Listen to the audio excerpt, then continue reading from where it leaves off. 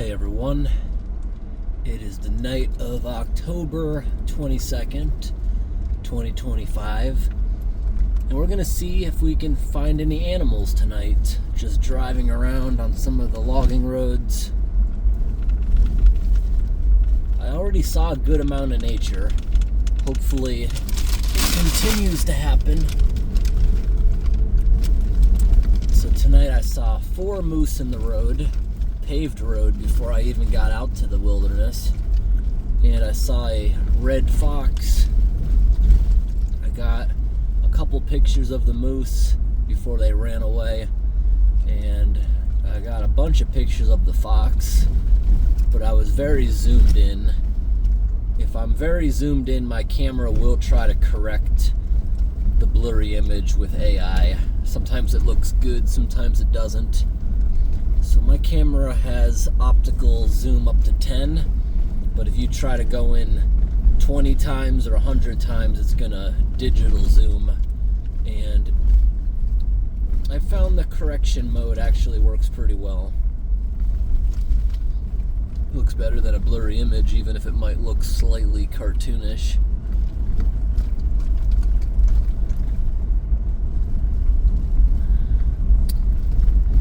Right here, this bridge here has signs telling you not to stop on it, because a lot of times a tourist will be here, they'll just leave their car on the bridge, get out and take pictures, and then when a logging truck comes, you've got yourself a problem. I was here about a week ago. I brought my mom down here on this road, and there was so many cars parked here. There was a moose out in the water. They're not logging this area right now, so let's turn the truck. I just want to see if I can see into the swamp at all with the off-road lights, because moose are always here in the swamp. Nope, unfortunately my lights are too low for those bushes. This is a moment I wish I had off-road lights on the roof. That's okay. I got my big flashlight here. We're gonna get out for a moment and take a look in that swamp. I'm not super organized in here today. Kind of a mess. Not a good way to start the week. Alright, we're out. This is my low setting. My flashlight's brighter than my off-road light. Here we go. Moose love this area. You see, this whole area gets flooded pretty often by beavers. That's why there's all this grassland. But that water there is a lot deeper than it looks. A moose can go out there up to its shoulders. There's no one here right now. My grandfather used to bring me out to this area all the time to look for moose. There used to be a lot when I was a little kid. These days it's actually quite rare to see a moose in the spot, so last week when we were here, the tourists got quite lucky. Look at this. Those beavers are using some pretty big logs right there, and they're all pretty uniform in size. It's pretty interesting. Alright, no moose. This area, they also have a bunch of moose tours. They'll usually use something like a Ford Econoline or a Chevy Express. You pay the tour guide to bring you down the roads where there's a lot of moose. Believe it or not, there's a lot of people that are extremely afraid of moose. You just gotta give them space. They're not like deer. They don't run out when they see a headlight. It's very rare. Deer, I must have had to hit my brakes so many times in the past year for deer. But a moose is usually already in the road around the corner. It's a dark animal, hard to see it until you get pretty close to it. But the deer are a bigger night threat, in my opinion, to a vehicle. And the deer, I feel like have been exploding in population over the past couple of years. They used to be quite rare out in these parts. You always have lots and lots of cameras scattered around northern Maine, like 100 miles apart from each other. And in the probably 6 or 7 years I've been doing that, you would see moose 90% of the time over deer. But this year, we've been seeing more deer than moose. And, you know, I would drive these roads all the time, and we would always see moose. And this year, it is still usually moose, but there's a lot of deer. You can tell their populations are clicking up. And some trail camera locations that I've had success with and kept over the years, it used to be just a moose walking by every couple of days. And when the camera's out there for 6 months, you have a lot of footage of the moose.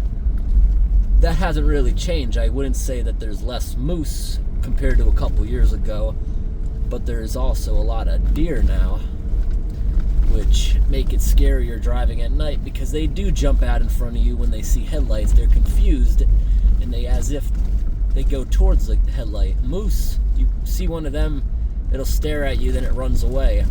And someone in my comment section of the amethyst mine video I made in Ontario, the end of it I included footage of a moose in the road, and that was actually the first time I ever encountered a moose with another oncoming car. It was trapped between the beams of lights. So a moose, when it's in front of you with your headlight and it's running away from you, in its perspective, it sees both sides of the road as black walls. It can't tell where it can run into the woods. Sometimes it'll just go for it. You'll see them trip or something. Now, people criticize that other vehicle hit its horn. Now, they didn't shut their lights off. Ideally, both of us should shut our lights off. Like, if I see a moose in front of us, I'll try to get a few pictures of it, maybe follow it a couple 100 feet, but you could follow them for miles. They're not going to run out of the road because they can't see the edge of the road. So protocol is shut every light off, give them like 10-30 seconds to adjust their eyeballs, then you hit the horn. That should have scared the moose off the road or whatever animal it might be. And that's literally protocol. You gotta hit the horn. If you don't hit the horn, it's probably still gonna be standing there when you turn the light back on. You gotta let their eyes adjust for a moment.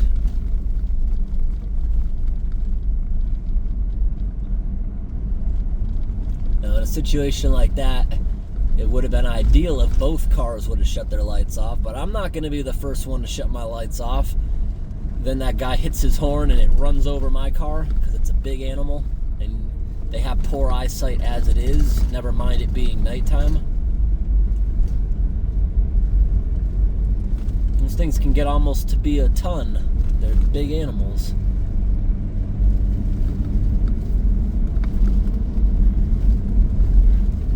This road's actually very nice and smooth. Tomorrow morning we're going to start some pre-winter culvert inspections. Amazingly, it's the end of October and this week every night is fairly warm. Moose do like cold weather, but they also don't like it too cold. After a long winter, the first day it gets to be like 40 degrees, 5 degrees Celsius. The moose are gonna be out and about all over the roads. And we've had a good amount of cold nights, raining nights this week. Now tonight, it's dry and the low is actually 52 degrees or 11 Celsius. That's a very warm night for northern Maine at the end of October. So I think that's why I already seen 4 moose tonight, and I'm hopeful we'll get a couple in this video if I drive for at least another half hour. We might.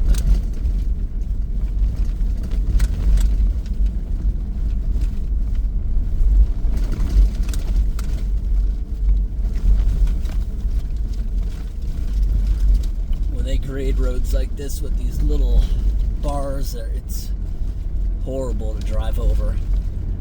I shouldn't have complimented the road being smooth, because now it has very quickly become not smooth. But if we drive up here tonight looking for moose, I will hopefully also check 4 locations that are usually problematic for beavers. This year we've had one of the worst droughts. I was hopeful last month. We got a few days of rain. It did nothing. The ground absorbed it. It needed it. The rivers, streams, they didn't really rise at all. Then we had another month, no rain. This week it's been raining every single day substantially. We got multiple rounds of a couple inches. I could see my 5-gallon buckets I leave in the yard were halfway full. We got a good amount. No flooding, but the rivers all seem to be normal. There's no more beach or rocks showing. They're all doing good right now. It's gonna rain a bunch tomorrow also. I kind of want to do a camp while we're up here in the northern Maine before it gets super cold and we switch on over to colder stuff. We'll think about it, because I'll have to do it in the rain.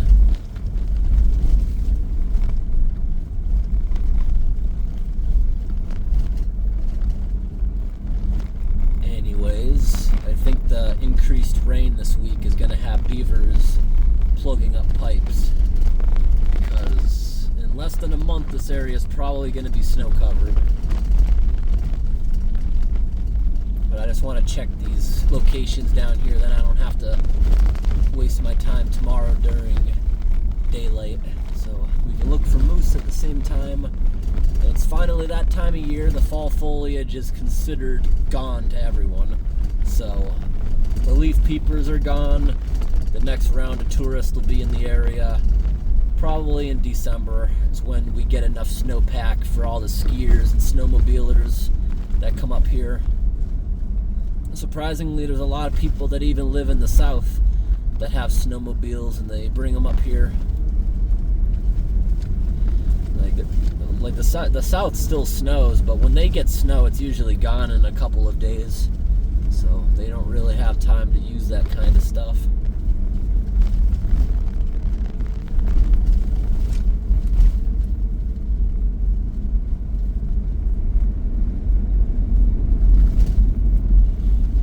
Pictures of the moose I said I took tonight, I will put those in my community tab.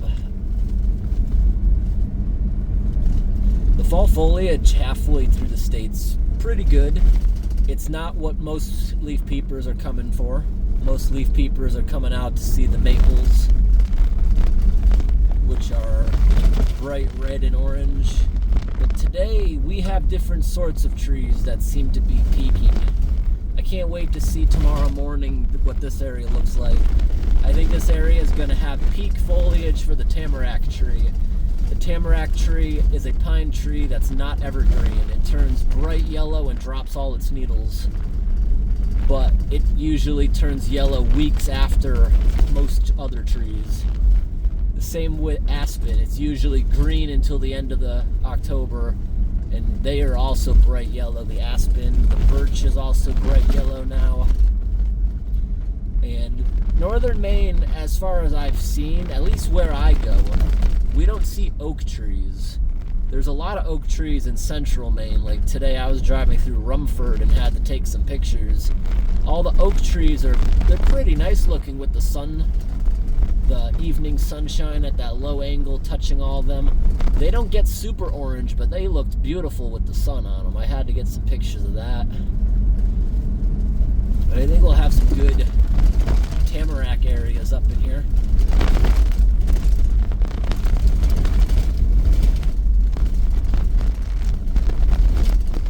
I didn't even expect to come up to this area today. It was kind of spur of the moment.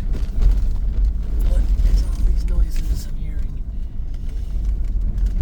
So much junk rattling around. But I just threw all my stuff together. Every time I go out, whether I plan on it or not, I always keep my camping gear on me. Never know where I might find an interesting spot for the night. But I didn't even plan on coming up here, but with all the extra rain, I was asked, do you want to come up here and put in a couple of hours by a couple of hours, we're actually going to be up here doing 7 12-hour days, just driving these roads, looking for issues. We have every color flagging tape. So the only thing I'm not really prepared for is camping. I threw a bunch of stuff together, but I am actually missing some stuff. Look at that. As soon as I mention I brought flagging tape, we see something that has to be marked. Look at this right here. Look at this culvert out of the ground like that. Not a single mark. No, it is actually marked. I'm probably the one who marked it back in the spring because I recognize this. I am the one who recognized it. And as soon as those willow trees to the left lose their leaves, you will be able to see it again. I actually marked it with blue and pink. Blue means water problem. Pink means it's a hazard to the road if you hit that really hard. So I did mark that. Springtime is the best time to inspect drainage. The snow has pushed down all the tall grass. You can clearly see everything as soon as the snow melts before anything starts growing. This time of year, yeah, the trees are starting to lose their leaves, but there's still grass really tall actually. And certain trees like the willows, they aren't really losing their leaves, they're still green.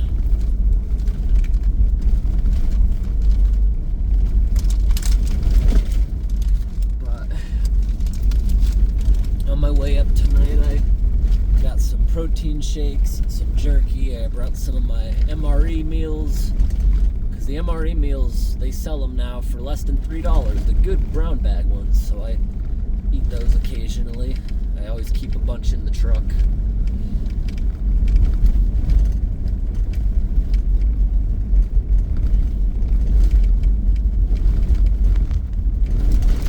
Alright, I definitely mark that one. I'm the only worker that I've ever seen mark them like that.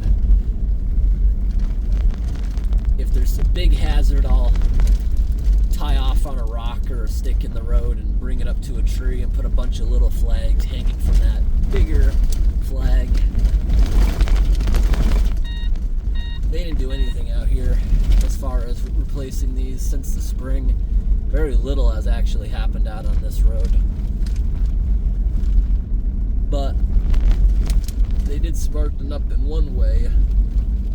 Most logging companies in this area, they don't order plastic anymore. I made my point very, very clear in a lot of my videos that these plastic things, half of them can't even survive the first winter. But the metal ones can actually deflect frost heaving and handle huge trucks.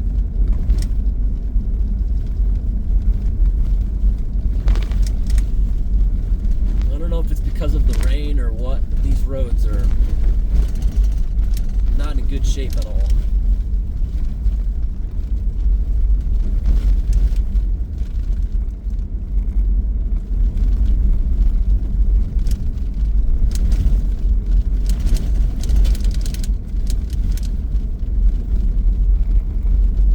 Me personally, I can't stand the noises of just bottles and stuff crinkling on the passenger seat next to me.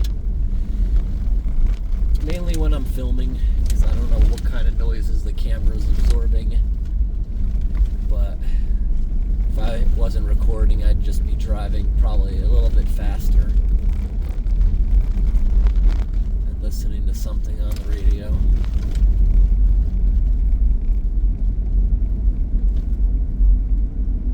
Alright, this area got nice. Nice and smooth here.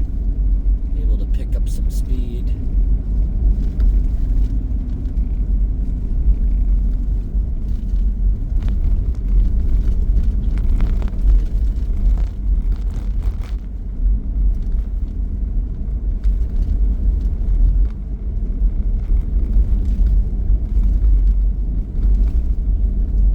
I also, with me today, have they brought 8 trail cameras with full batteries. We're gonna hide them out here somewhere all winter. Oh, come on, that wasn't even a big beep. That's my dash camera saying, oh, I'm gonna record that. like, so it can't overwrite it. Still haven't figured out on the dash camera. It's supposed to have a button you push and it saves the past minute to the app. I can't figure it out. If anyone knows a good dash camera that also has that button and they've had good luck with it, maybe I'll give it a try. If you want to leave that in the comments. Because the camera I have now is nice and clear. It gets license plates. And the only problem is if I need to get footage, it's kind of a pain to get it off it because that feature doesn't seem to be working. The instructions don't explain it. It's not a well enough known brand. There's no review videos that explain how to use the thing.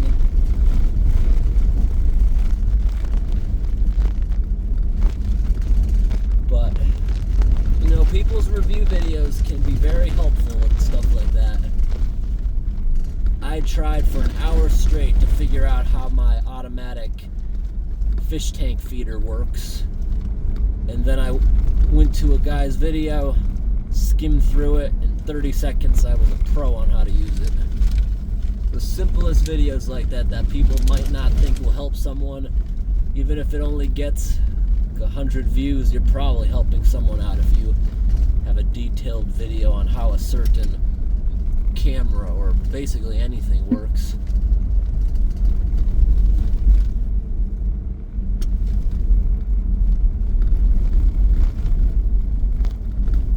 But regardless, if I replace the one in my truck, I need to get a second one because I see all kinds of incidents that, oh, I wish it was on camera. I've also seen some pretty bad traffic violations, but unless you have it on camera, it's your word against theirs. Police can't do anything. But I had this Subaru about a week and a half ago going really slow. Then he moves over into the breakdown lane with no blinker. I think he's letting me pass. So I go around him and then he starts moving back over and forces me over the yellow line. Believe me, if we had a dash camera that was functioning, I would have stayed on that guy until the police caught up with us. I've done that multiple times before. I don't put up with stuff like that. I've had multiple incidents like that. Like, there was one time I got it on dash camera. There was this guy driving on the wrong side of the road. So after like 20 minutes, the police caught up with me and pulled him over, and I showed them the footage, and they tell me that, okay, he was doing what you said. Now, here's the thing. I'm going to let him off with a warning, because if I give him a ticket, you are going to have to come into court as a witness, and I'm going to have to take your dash camera as evidence. So to avoid that, I'm going to let him off with a ticket. Now, this guy is from India. He doesn't know the laws, he says, about the road. And I guess over there, they drive on the other side of the road. I really don't know, but that's what the cop made it sound like.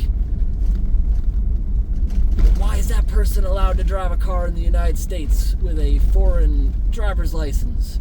That makes literally no sense to me. And they just let him go. It makes no sense to me, endangering people being in the oncoming lane for a long time. It makes no sense to me at all. I'm trying to think of what other incidents I've got on there. Oh, we got the guy up in Ontario, which we were able to report, and the park rangers said that they were gonna cite him with a misdemeanor because if I give him a ticket, that guy's driving a $70,000 truck. You think he's gonna care about a $100 ticket? No. So I'm gonna give him a misdemeanor, so he has to show up to court. That was a very nice park ranger, or whatever they call them in Canada. But that was this dash camera. It got the guy's license plate and his face super clear of him yelling at me for stopping to let a turtle cross the road, and then him proceeding to kick it, flip it over onto its shell. I can't believe I had a few people in the comments defending the guy's action, saying, it's a turtle, it's got a hard shell, that doesn't hurt. In case you didn't know, a turtle can't usually flip itself back over if somebody flips it. And you know how much that must hurt the turtle despite the shell, flipping it over and kicking it out of the road like that? No. If anything, that was a snapping turtle. You grab a rake and you just push it. I've done that with cottonmouths, all kinds of dangerous things. I just use my rake to push it out of the road.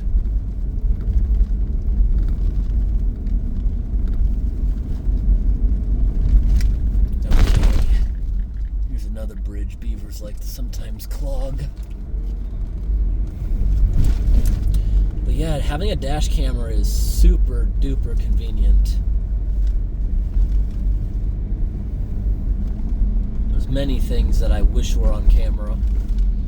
Like my old car doesn't have a camera, and I've been using my old car a lot this year just to keep miles off this truck, and it's better at gas mileage. But it doesn't have a dash camera. And I want to get one of those cameras where if I hit the button, it saves it. That'd be very good for making compilations, because there's a lot of things that happen on the road that I would probably save. I don't even bother because it's such a pain going into the camera's app and finding that. But in this day and age, I think everyone should have a dash camera, because dash camera has saved me a couple times. Out here on the logging roads, I parked my truck. A couple minutes later of the engine being off, the guy with the backhoe backed into it. He immediately gets out and blames me. He goes and calls the boss saying that I crashed into him. He didn't realize there's a dash camera that records if the engine's running, what lights are being used and stuff. I don't think he realized that my engine was off multiple minutes.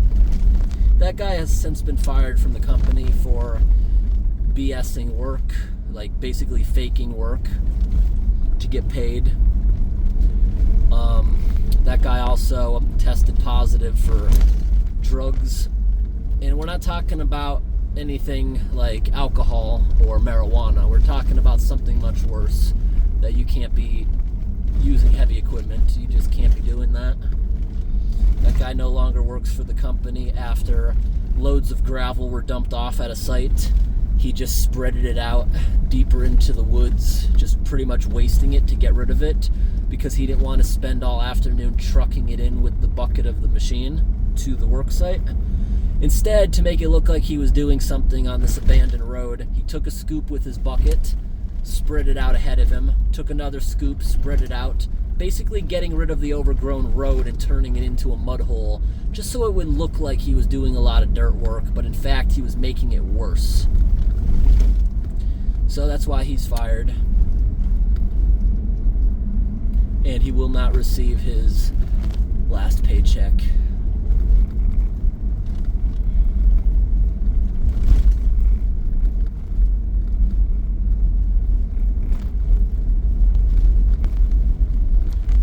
That's the man who hit this truck with a backhoe. I forget if it was 10 hours or 100 hours. That machine was brand new. It was super brand new. He wasn't even used to that machine, so he should have been paying extra attention.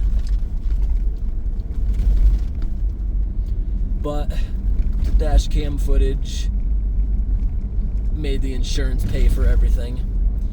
Now that insurance was a little problematic, so here's the thing. My insurance company was not at fault at all.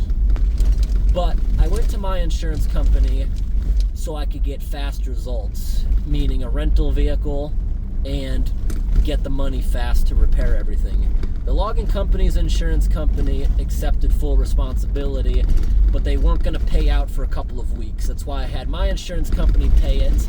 Then the logging company's insurance paid back my insurance. That being said,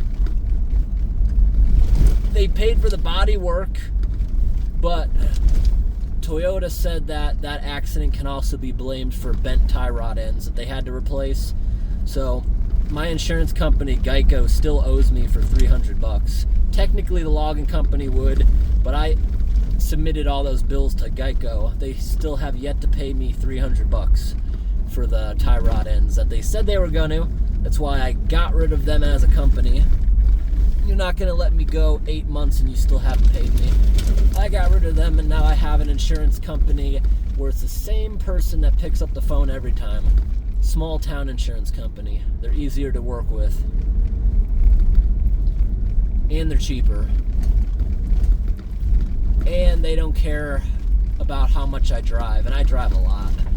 Geico would bill me based on my mileage. I believe this truck I was down for 30,000 annual miles, and on my old car 10,000 annual miles. New insurance company does not care how much I drive. They said it doesn't matter. You could get into an accident driving to the store. You could also not get into an accident driving to the other side of the country. That's stupid. We don't have that sort of policy. We don't care how you modify your vehicle. Just tell us how it's modified so we can make sure we pay you out enough. Because this truck is heavily modified. It's got a 55-gallon fuel tank that did not come from the factory. It has a winch. It has metal bumpers for driving over bushes and stuff.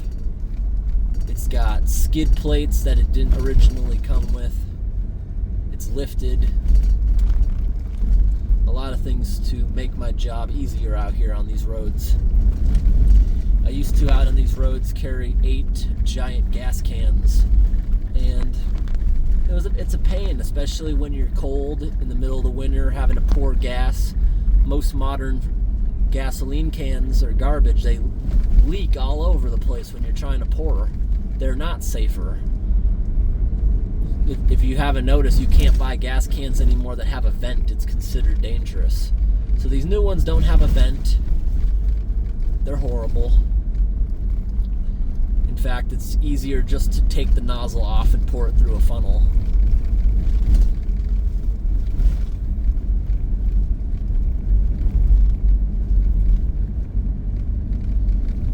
I am driving kind of slow. These roads I would typically be driving a lot faster.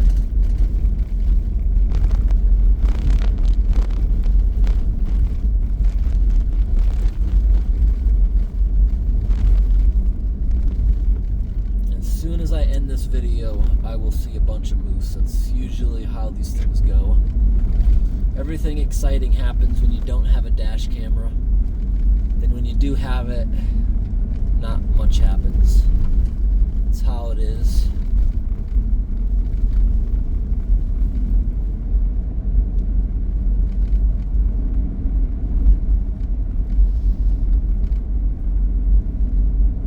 But every year I'm on the road, drivers seem to get worse. You know, if you would have asked me 5 years ago, my opinion is completely different. I would have said, I don't think that's necessary. Maybe a cognitive test, but not for younger people. But yeah, I do think that everyone should probably have to take some sort of refresher course or a road test every 5 years or something, because there's so many bad drivers on the road, and I don't know how they get away with it. Like up here, up north, I'd say half the Subarus have a bike rack blocking their license plate. How do you get away with that? I've been in vehicles with people who have got pulled over. One time with my mom, we had a bike rack on the back of the car. I must have been like 10. And we got pulled over for the license plate being blocked. And the cop was going to give her a ticket, but as a 10-year-old, I don't know if the cop was trying to be nice in front of a kid. He decided not to give the ticket because I got out at like 10 years old and moved everything around on the bike rack so you could see it through the bikes. And he let us go. I also see all the time people that, again, with the bike racks, they're not even using these bike racks. Why are they in your hitch driving around as a accessory on your vehicle all the time when you're not using them? I think it's to evade tolls. The same reason I see all the time tinted license plate covers. You can't read them, and neither can the machine on the highway to give you a toll. You can't read them either. I don't know why that's not enforced. I think that's something that should be enforced, especially in places like Massachusetts that are desperate for money. They try to tax you in every way imaginable. Why not hire more traffic enforcement to go after these stupid things like that if you want to make money? I can't believe the things on the back of cars that they get away with. Can't see their license plate. Some of the worst ones are the cars that are from states that don't have a front license plate.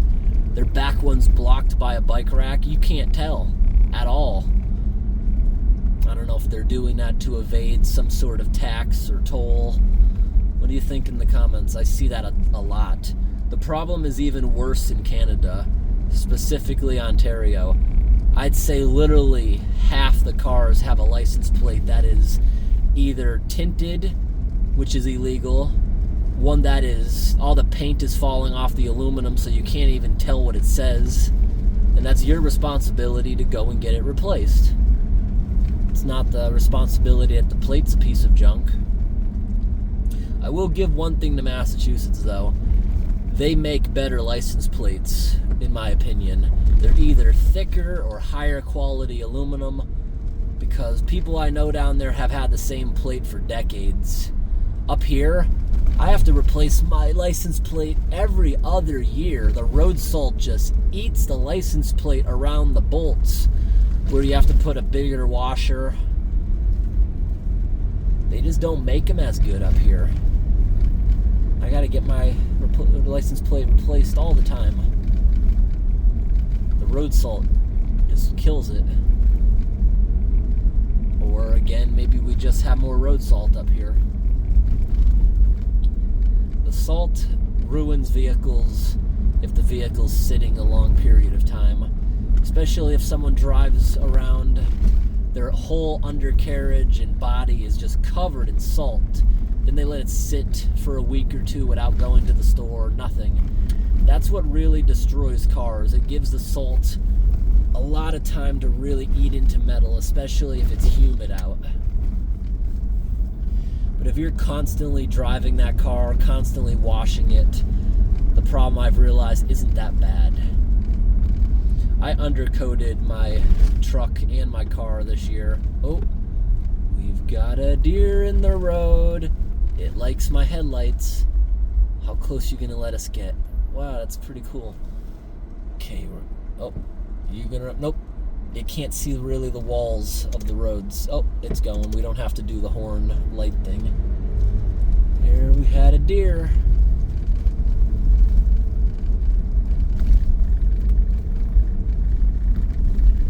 What else will we see on this road tonight?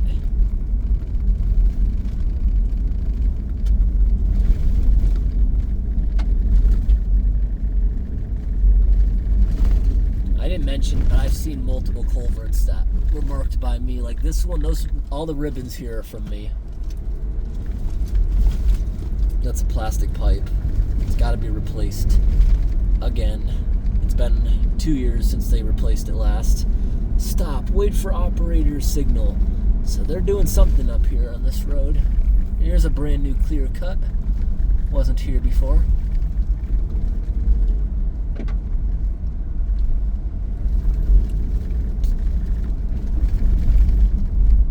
Okay, this is where the beavers love to mess with this bridge. We've had a lot of videos of them at this location. The water's low. It looks like they permanently relocated. Yeah, we unclogged a huge beaver dam under this bridge multiple times this year.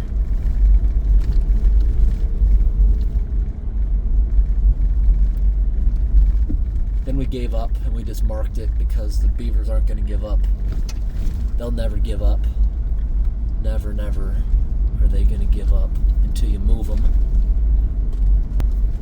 I just went through a brand new intersection that wasn't here a couple months ago. They made a new road. So this road here, it doesn't look like they're actively using it.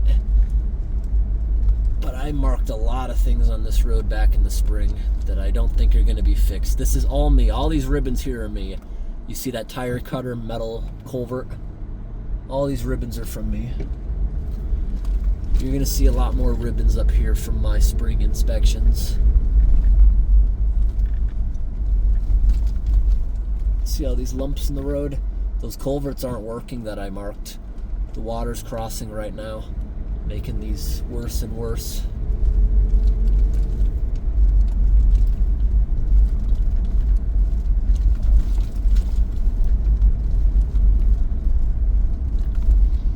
You know, driving around a lot of these logging sites, I used to love just taking pictures of all the heavy equipment and stuff, but now they're going to start having watchmen out there at night.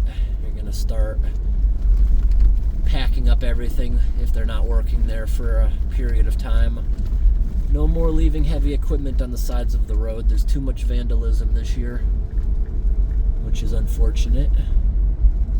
A lot of the signs out here in the middle of nowhere are getting graffitied, so you can't even read them. It's unfortunate, the people that are messing with the logging companies.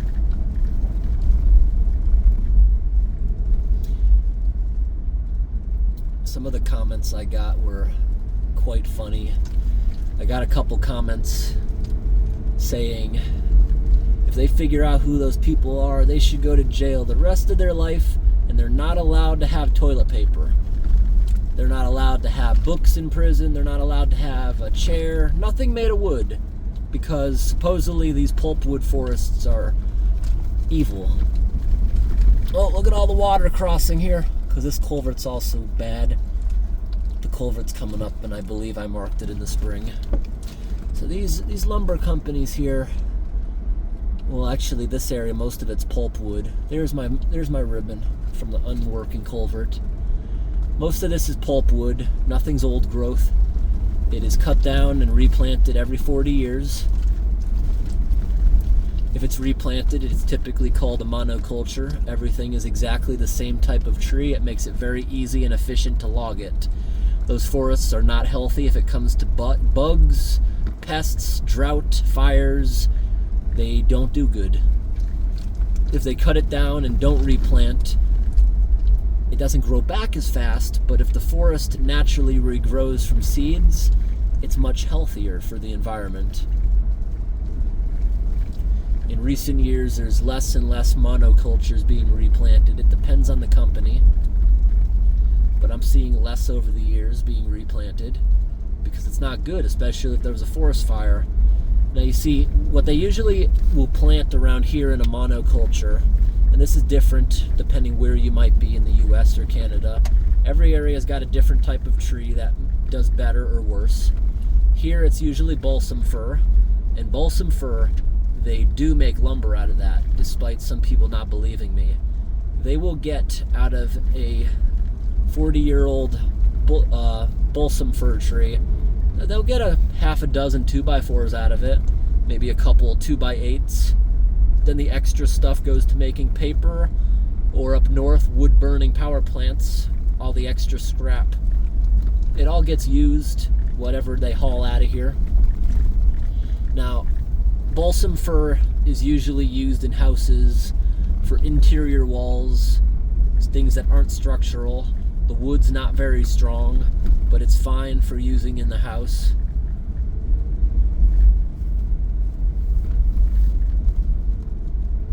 Like me, I've literally kicked 2x4s in half. They're so weak, these non-old growth stuff. And if you look at the rings in a 2x4, some of those 2x4s have only grown in 6 years. You'll see how big the rings are on the piece of wood at the store. If you're looking for the best, strongest 2x4 in the store, try to find the one with the center of the tree where it was growing faster. I mean, growing slower before it was established. It's also, if you want quality wood, don't buy the fir products that Maine is producing. A lot of the stronger wood will be from stuff like southern yellow pine. It takes longer to grow, but it's a stronger product. It's typically only sold in 2x8s and 2x12s, but you take a 2x8, you got a table saw, rip it down the middle, now you got two 2x4s and a little bit of extra on the side. That is much stronger wood. Much stronger. You got to do extra work, it's going to cost more, but if you want something with tighter rings, that's the way to do it. If you look at a piece of old growth in an old house Or sometimes they tear down an old barn or something and they salvage all the old wood. You'll see it on Craigslist or Marketplace, selling a whole bunch of old growth wood that's reused. It's got character. It looks really nice. It's good for flooring or doing projects with. It doesn't rot as fast. But here's the thing. You take a piece of old growth. Where I used to live as a kid, the basement of the apartment building had a whole pile of scrap wood. It had to have been 100 years old. I used to build things out of it. It was fun. I used to bend over so many nails trying to hammer into the stuff. It's so hard. It's dense. Then there's this new 2x4s you get at the hardware store. You can push a roofing nail with a big head into it with your own hand. You don't even have to hammer it sometimes. I'm not joking. Maybe not push it with your finger, but push it with the hammer, not actually hammering, if you know what I mean. It's so soft. Old growth, you can't even push a thumbtack into it. It's so strong. That's why we destroyed most of the old growth forests. That's why the West Coast is still cutting down old growth. It's just such a good product. If people want to complain about the logging company, you shouldn't be complaining about these areas where the ecosystem is already destroyed. This is all planted. It's no different than a farm, no different than a cornfield. It just takes longer. If they want something to actually protest, they should protest cutting down the old growth. That's something that I actually would support too. I don't think old growth in this day and age should be cut down, since there's only a couple % of it left in the country. Canada's got a bit more, but they still don't have a lot. Unless you're considering like the boreal forest way up north, you'll have a tree that is, I'm trying to think of a comparison. It's very skinny trees that would grow down here in 20 years, but it could be over 100 years up there because the growing season is so short they can only grow a couple inches a year in height. While trees here, some of the balsam fir will put on 3-4 feet a good year. If it's got enough warmth and it's got enough rain, no drought, it'll grow a lot. This road we're on right now, they were opening up earlier in the year. I just want to see if they completed anything. This road has a culvert that has been really fun unclogging. We did it 3 years ago, and the beavers weren't living there. So it never got clogged again until this spring. A new beaver family clogged it. I didn't check on it all summer because of the drought and the fact that they were doing trimming on this road. I thought that they would take care of any problem that they may have had, so I haven't checked on it. But here we are, coming back down this road again tonight. That they were supposed to continue road improvements to make this into a loop, so the big trucks come in and they don't have to come back out. But just seeing the overgrowth in the road right here, I don't think they've done anything. They put new gravel down on this road in the spring, but it doesn't look like they've done a thing. See to the left? Those are my flags, the pink and blue ribbon. I don't remember why I flagged that. I'm not quite sure. But it wasn't an ice dam. Either the pipe is crushed or too shallow. I flagged it for some reason. What do you think? Are we going to have a blockage up here? If we do have a blockage, we'll come back to this in the daylight at some point during the week. I'm not going to do this in the middle of the night. But if there is nothing, that means I don't have to come back down here during the day. I can be doing better things with the daylight. There's a lot of locations I want to look at over the next couple of days that we haven't been out to in a while. Drought's not a good thing, but I wish the drought would have held off for one more week, because there was a couple culverts that I was actually curious how low they got. But I'm sure someday we'll have another drought. This year's drought, as far as killing forest, was not that bad. 2020 was worse. But this year they weren't able to replant any of the forest in those areas because it was too dry. The seedlings would have died. Maine is typically very cold and rainy in the summer. We do get warm days, we do get hot days, but the average temperature is in the 70s in Maine. Northern Maine, lower 70s. Okay, I don't think we have a problem. This right here would be flooded. Let me get my big flashlight, which locks out because it can start a fire. It's so big. Okay, I'm gonna put my window down, and I just want to look at the culvert as we drive by. Okay, there's no beavers here. This is a grassland. There's no water. They clogged it back in the spring, maybe as a secondary pond. There was no evidence of them living here, but I was looking at satellite maps, and I'm pretty sure they live downstream. Yeah, zero blockage. So that means we do not have to stay out in this area tonight, but before I go to sleep, it's only 8:30. I'm going to drive around probably till 10 tonight, and I want to check out a couple other locations. The next location will probably take me about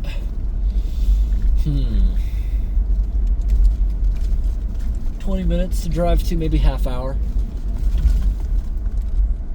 And then we got one that's about an hour out, kind of where we started this video, but on an alternate loop. I don't think they no, they didn't do it. You see up there where you can tell where the road's supposed to be, but there's like 6-foot tall trees in the middle of the road. Yeah, they didn't do anything. This is a loop when they open that back up, so log trucks can come in one way and not leave the same way. Okay.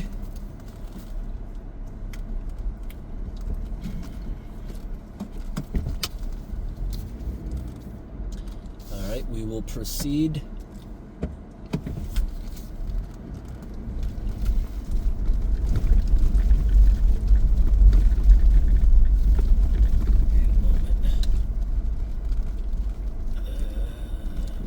It's probably mud.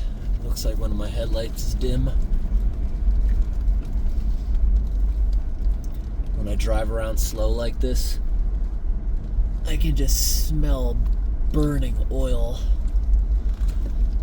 That's the undercoating of the truck. Oil undercoating. Any overspray that's near anything hot, you're gonna smell that for a couple weeks of driving. Ooh, I don't know if you saw that. There was a mouse in the road. It just ran off. Teeny little thing. When you oil undercoat a vehicle, it's not like motor oil. If you drive through a puddle, it's not going to make rainbows. It's some other type of petroleum that they use. It's still oil from the ground, but it doesn't pollute in the same way. But it stops vehicles from rusting, and I realize a lot of people up north do that, and that's better than getting under there all the time and painting, because when you drive these gravel roads, your treads are throwing rocks and sand up non-stop, and that'll wear down any paint that you've touched up, exposing metal. And then the road salt gets in there. Oil undercoating, a rock hits it, it can't chip oil off. Even if some of the oil gets scraped off, it'll bleed back into wherever that happened. So oil undercoating, you put a whole ton of it year one. Inside the frame, everything, you just soak it. Then you just touch up the oil coat in the coming years.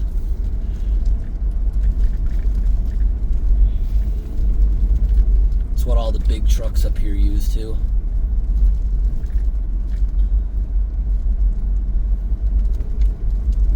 Even the Toyota dealer recommended I do that.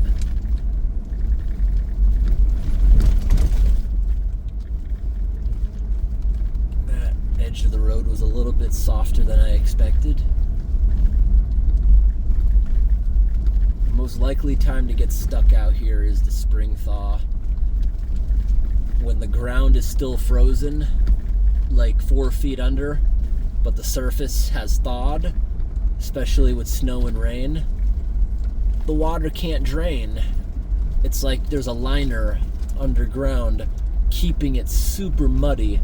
And I mean mud pits that are deep enough you'll bottom out and sink so deep in the mud you can't open your door. I've had that happen. Last year I had to winch out of a hole.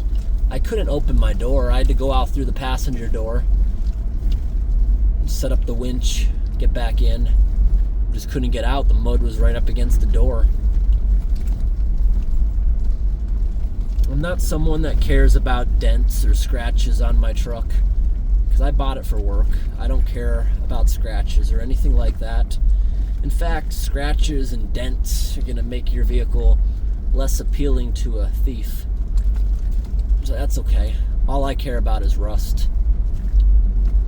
I could care less about dings and scratches. I just care about rust. Before it gets super cold next week, I gotta pressure wash the truck. I'm sure we're gonna get dirty this week, and I need to touch up the metal bumpers I have, because those, I'm not gonna put oil on that part of the vehicle. Although I have seen it. I've seen plow truck drivers, they'll oil undercoat their body too. The truck is so oily and dirty looking, but it doesn't rust. It'll probably still be going in decades to come doing that. I know the guy that plows my grandfather's driveway, he oil undercoats halfway up the doors on his pickup. I won't take it to that extreme. I might put oil undercoating in the door jambs if it starts rusting, like around the hinges and stuff. I might. I've done that for years on my old car. I got tired of touching up rust in the door jambs, so I just covered it in oil. The rust stopped. You can't see it when the doors are shut, so I really don't care too much. And when I say oil undercoating, I'm not talking about fluid film. Fluid film is not as good. What I'm talking about is much thicker. And amazingly, this stuff that is so thick, the oil jiggles like jello. A paint gun can still spray that, which is pretty amazing. I bought an electric paint sprayer from Home Depot. It was like $50, and it sprays the oil perfectly. You can't believe it. It sprays it perfectly, and it's oil, so it's not going to harden. You don't have to clean it out like paint. You just leave it there for next year. Pretty cool. I thought I was going to have to get an air-powered paint gun, which is a lot more.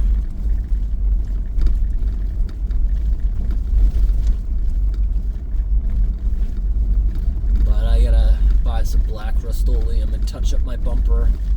If I don't, it's gonna be 100 times worse when road salt starts touching that. They'll be salting the roads any week now. It can snow anytime now. Northern Maine, it can snow in the middle of October. What's amazing is we had deep freezes in September, which is unusual. Now it's October, it got considerably warmer again. But I hope we got a cold winter coming. I like cold winters. You see right here? When they complete this road, you should be able to make that full loop and come back out on that other one. That other road, I'm not going to bother taking. In the years of inspecting these roads, it's never had a problem that I've had to address. At least not beavers. I've, of course, marked bad culvert pipes. I did this spring on those roads. That's why as we drive, I'm able to point out dozens of flags that are mine.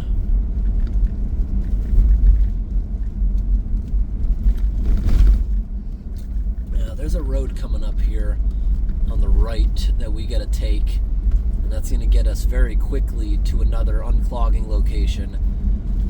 We haven't done it in 3 years, but it was a beaver problem. Every other week we were there. They relocated them, no other beaver found it yet. I'd say it's prime real estate. They'll be back there. Just give them time. Beavers will return to it.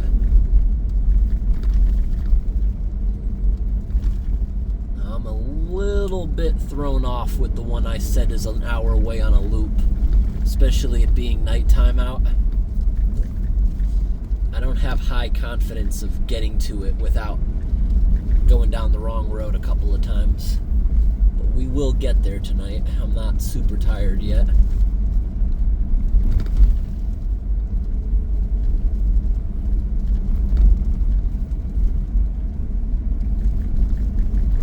Okay, is this it?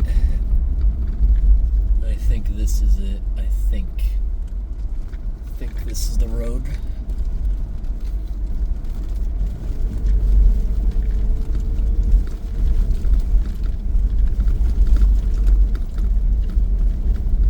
So we didn't see moose yet, but I'll keep going.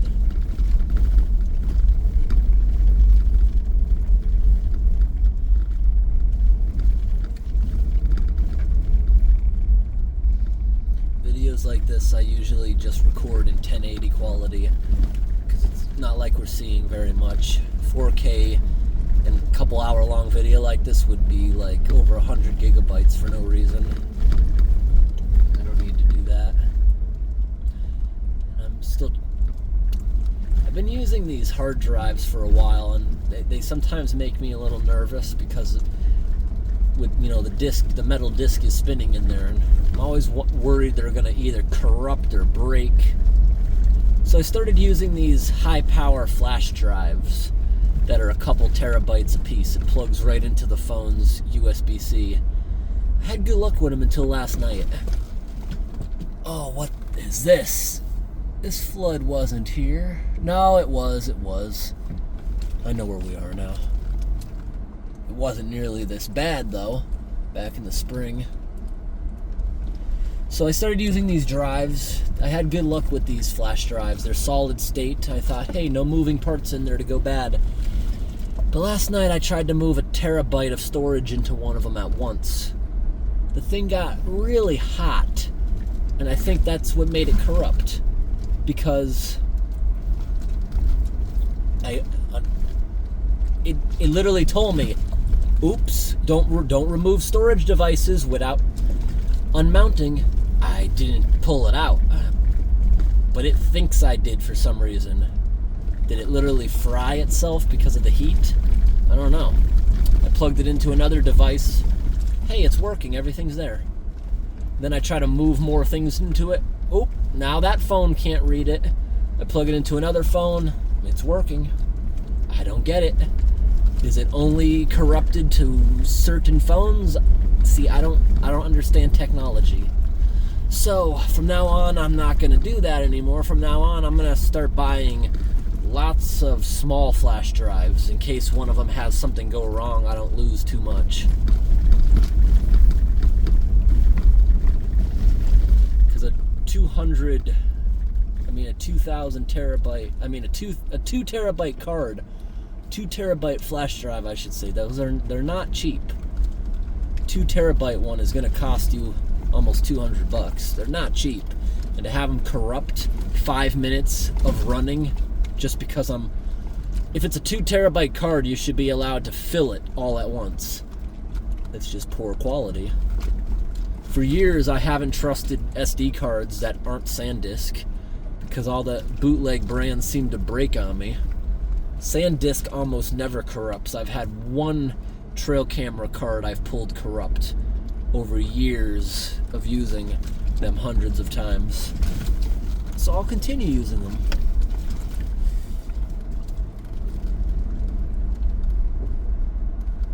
Okay.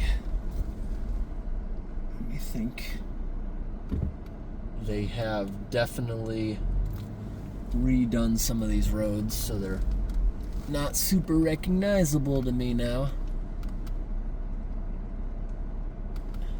I like to say this is the main road that I started recording on. But how did I get to where I am right now? I must have driven too far.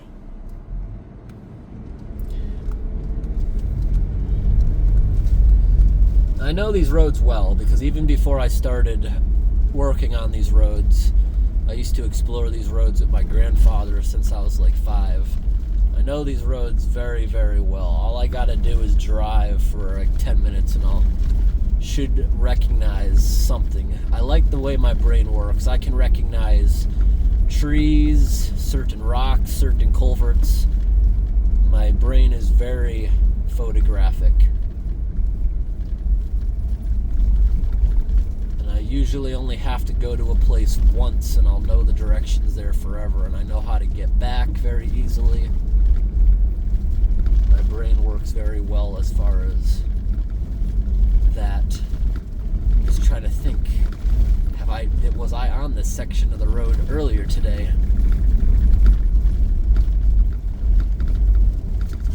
I could easily pull up my GPS. I don't want to.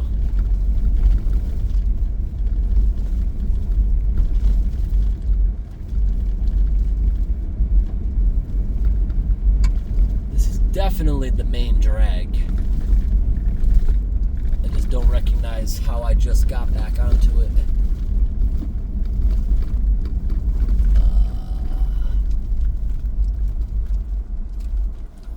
What is this?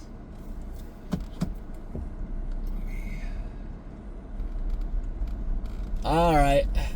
Yeah. Right side of the road. This is the beaver swamp. I think this is the beaver swamp that we were coming to look at.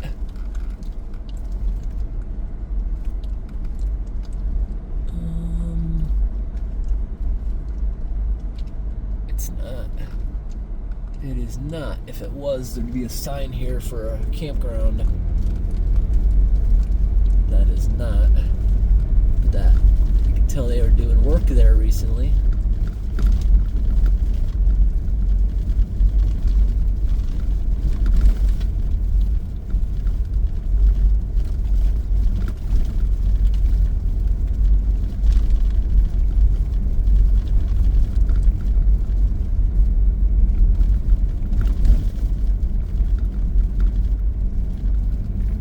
This road's pretty smooth. We can pick up some speed.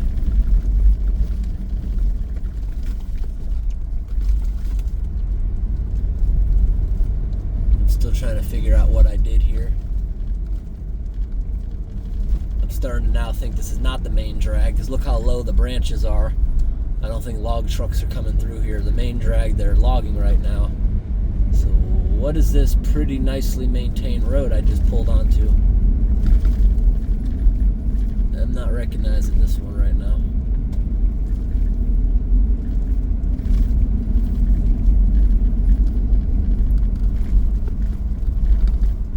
Looking for any landmark.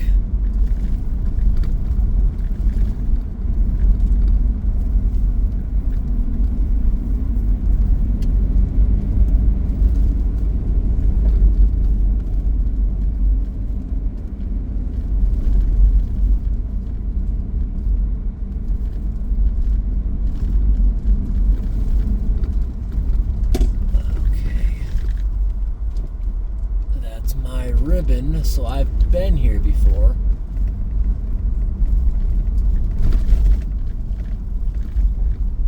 Just waiting for a landmark that I actually remember, though.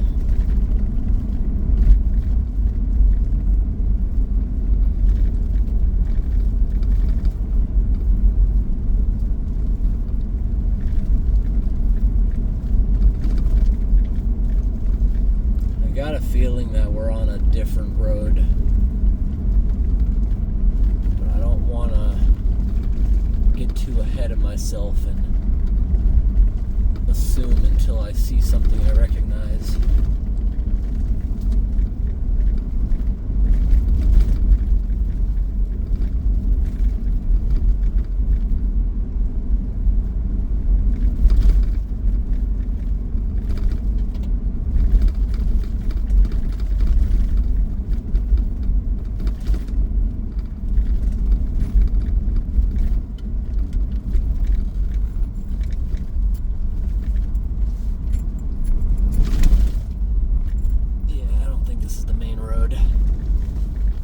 Could be the loop at the end of the main road.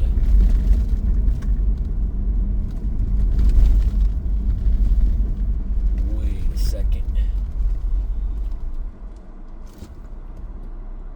Yeah. Yep.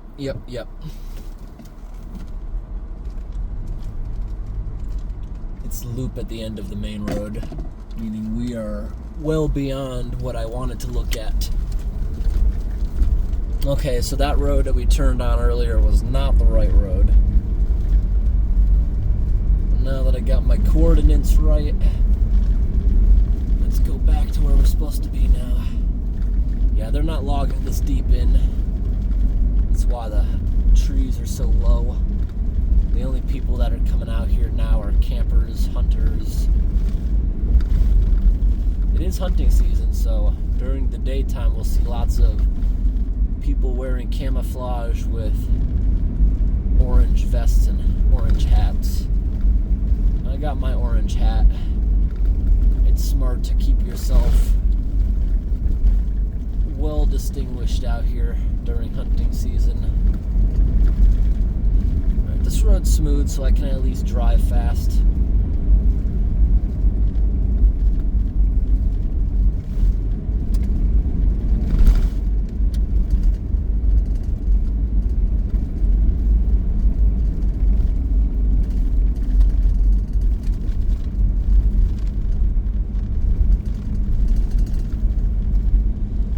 Some of the trees are still pretty with the little bit of foliage they still have.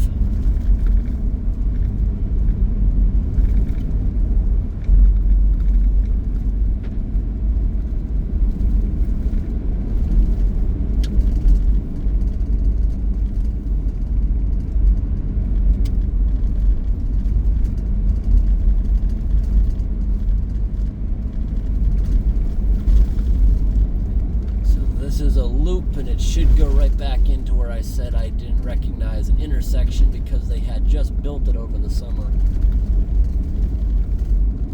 It was probably always there. It was probably just an overgrown road that I never paid any attention to. Because some of these roads, if no one's camping them, if no one's hunting them, they grow in. Because they are on a 40-year schedule. So many roads Google will tell you exists out here, and they don't. You can't even find a trace. How is this ever a road? Okay, so this is the swamp that I mistaken.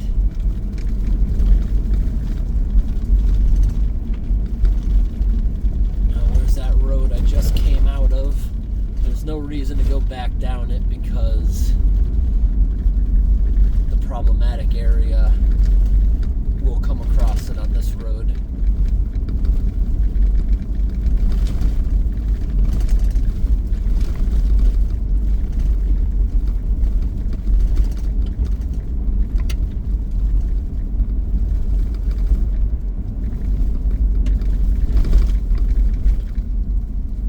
How does it look if I put this camera on panoramic? Too dark. Panoramic, things on the edges go by faster. I used to do a lot of panoramic filming like that.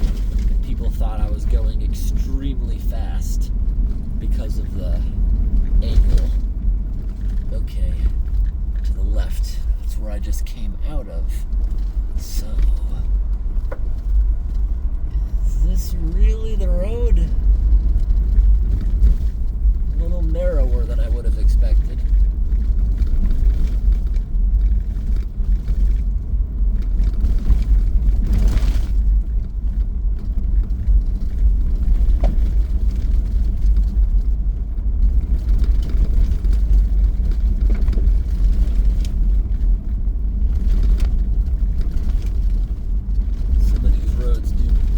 Tricks with you.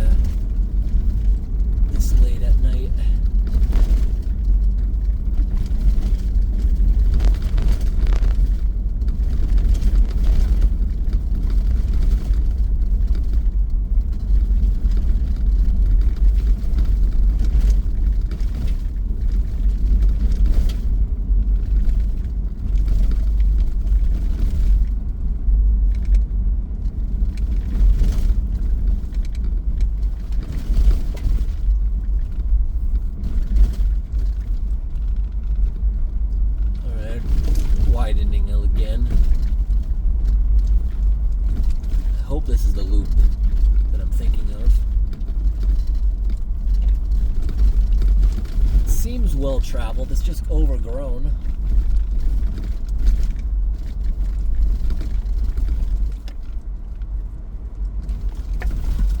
We need a landmark. Look at all this water in the road.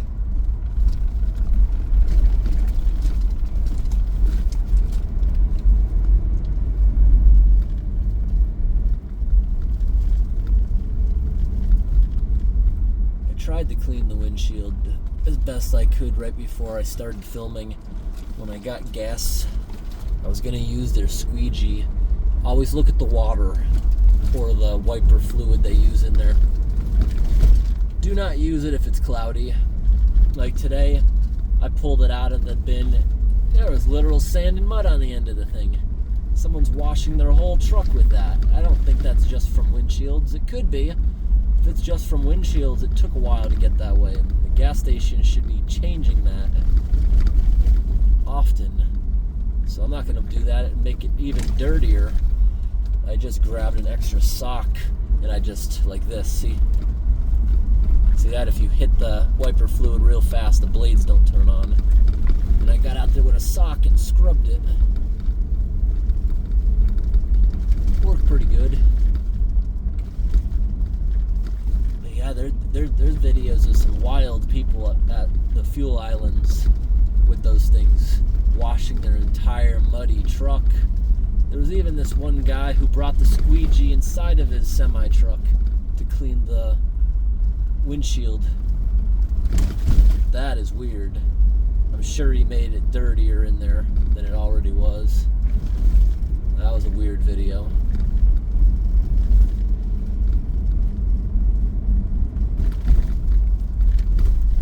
Got a good amount of holes.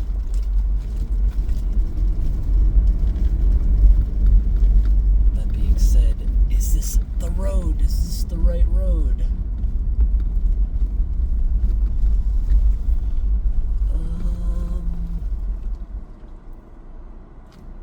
Yes, it is. It is the road. Yes, this is the road. This is the pipe that we had a lot of fun clogging right here. And I don't see water crossing anywhere, so I still think there's no beavers here. This is where the water would be crossing. Okay, we got one more place I want to look at before I get some sleep. It's about an hour out. So this is the main road. Once again, the same road we started on. But we turned off of it at a different location, so we have not been right here tonight. This is all new tonight. Until we get to that intersection I mentioned.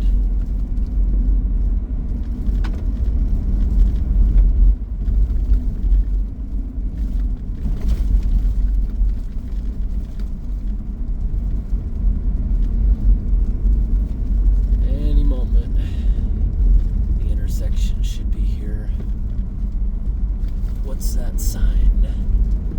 Oh, bunny rabbit.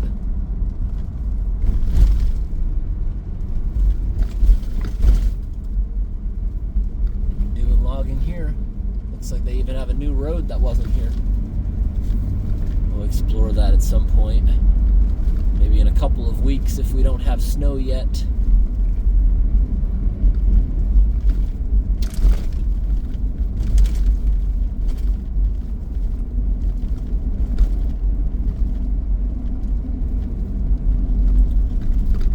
Bridge.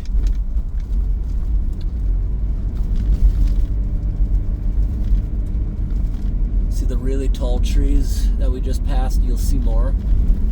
Those are in peak color. Oh my gosh. Look at this. There's a moose in the road. He jumped off. Sometimes they don't jump off to the side and you gotta shut your lights off. Well, we did see a moose. That's my 5th one of the night. The other ones were both mama and baby, but they were big babies. Almost the size of the mom.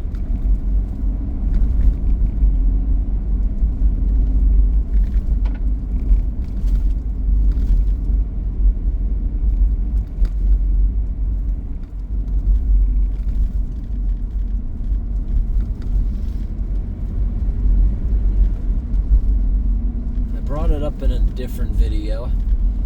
I don't know if you guys have seen that one, but after asking the logging company behind my house for years, can I buy some acreage off of you?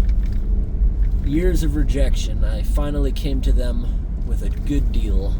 Here's the intersection. I always pause the camera going by signs because I don't want people harassing the logging companies that I'm affiliated with. Years ago, I wasn't careful enough, and I guess I showed the door of one of the logging trucks that had a name of the company, and the trolls went after that company, saying to them, "I'm causing malicious damage to the culverts, I'm destroying the environment, draining the beaver ponds, saving the logging roads." So that's how I met my boss. So I really appreciate that troll who told my boss that I was causing damage to the culvert pipes and destroying the environment. Yeah, you're telling a logging company that I'm draining a beaver pond. What do you think their reaction to that would be? But my boss went out of his way to track me down. He got out of his truck one day, all scary and intimidating. He was like, "So you're the guy who's been effing with all my pipes." Something like that. I think he said culvert. Forget what he said. But I was scared I was going to get in trouble. But he was super nice. And ever since has been hiring me for part-time work. I could go full-time, but I'm not going to do that because I'm part-time YouTube, part-time culvert inspection. It's good to have multiple sources of income, especially YouTube, which is a lot of fun going out and doing things. But I lost track. I was talking about the logging company. I came to them with a different type of proposal this time, and they agreed to sell me quite a bit of acreage behind my property. Now, the reason in this proposal that they liked it a lot better is because this one I wrote it up really professionally looking. And it explained in here, the acreage I am seeking is pretty much useless to you guys. It's swamp. It's beavers. And I would love to make this into a sanctuary for beavers and moose. So in our agreement, they keep timber rights. I own the land, I own the mineral rights, I own whatever might be in the ground, but I don't own the trees until 2036. That allows them to log it one more time, get rid of the monoculture, and just leave it barren. They're going to clear cut it for me. It could be next year, it could be in 10 years, but they have until 2036 to cut it down and just leave it and let it naturally grow back healthier. They're not going to cut down too much. So the way the timber rights works is I cannot commercially cut it down. If I want, I can make a random road going through it for my own personal use. I could cut down half an acre of trees if I wanted to build a little cabin or if I wanted a little clearing for whatever reason, because it's not commercial use. I cannot go in there and cut down all the trees for a profit until 2036. And in 2036, they're not like they're going to cut down every last tree. They can't go up to the swamps. They can't go up to the waterways. They got to stay back over 100 feet from that kind of stuff. So that works out good. In 2036, in the agreement and what we did with the closing lawyer and everything, 2036, it will automatically become protected wetland, 2/3 of that property, making it useless. That also makes eminent domain is going to hate me if they ever wanted to try to take that property in the future. They're gonna have such a problem because it's gonna be registered as a wildlife habitat and protected wetland. That being said, 1/3 of the property is still dry and buildable if I want to do something in the future with it. But we were able to agree on $200 an acre, and I got a 10-year mortgage for the purchase of that property. So that is my way of helping the environment out and extending my property. I can now film moose and other creatures out there moose and beavers. I can make lots of videos. I'm not going to be draining my own beaver ponds, but I'm going to do experiments with my own beavers. I'm going to put up random fences in the creeks. I'm going to try to get them to build things where I want. I'm going to see if I can get them to do certain things, get them to build things. I already have plans on trying to get them to build a couple acre pond. There's a good area that I've surveyed that I think I could get the beavers to build stuff for me. That sounds like fun. So that's why I did it. And once they log it, the owners of these logging companies, there's nothing in it for them. They're going to be elderly or long gone by the time they would log it again in the 2060s or 2070s. They're going to be long gone. But by then there should be a nice forest if I'm still in the area. But I have no idea what I'll do in the future. If I'm an old person with hurting joints, I'll probably move south. I don't know if I'll be able to handle winter when I'm older. I already get joint problems when it's super cold up here. I noticed it last year. I went down to Florida to visit someone in the hospital, and I hung around down there for like a month, and my joints weren't hurting. Then they started hurting as soon as I came back up here. It was super cold again. But this year I don't seem to be hurting as bad. We'll see what happens in the winter.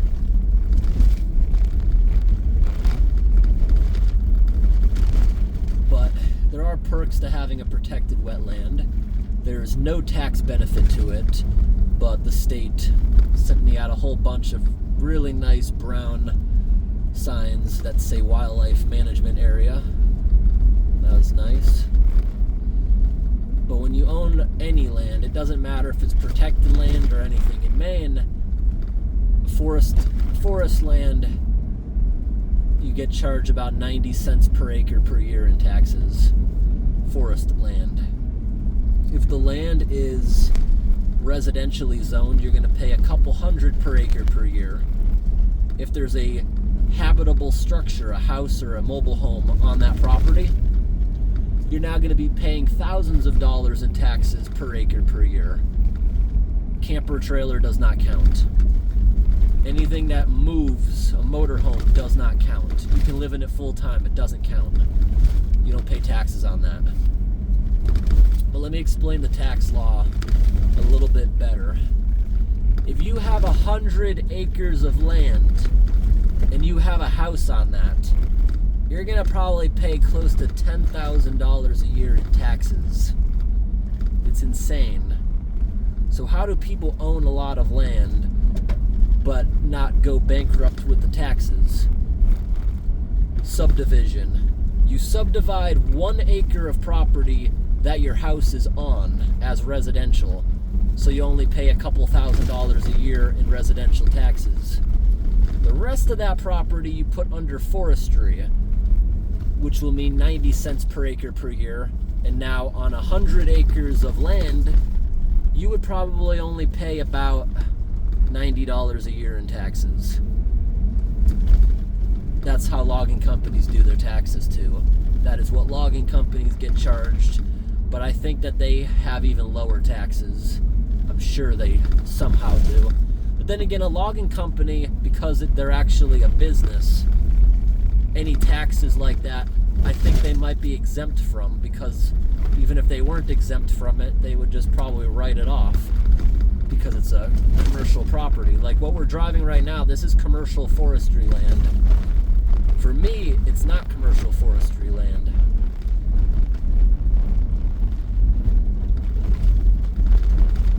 I'm not sure about something like that, but I'd have to ask my boss about that. Unfortunately, he's probably going to retire in 5 years. He thinks maybe 10, but he says, I'm not getting any younger. I should probably just retire when I'm 60. And he doesn't think he's going to wait until 65. He thinks he's done with the cold weather. He thinks he's done. He thinks he's going to go back to rural Texas where he used to be from before he moved up here. He moved up here years ago, bought tons of land when it was cheap when he was younger, and when he's done, when he retires, he's going to sell tens of thousands of acres of land to the neighboring logging companies. He won't sell it to anyone who is a possible developer.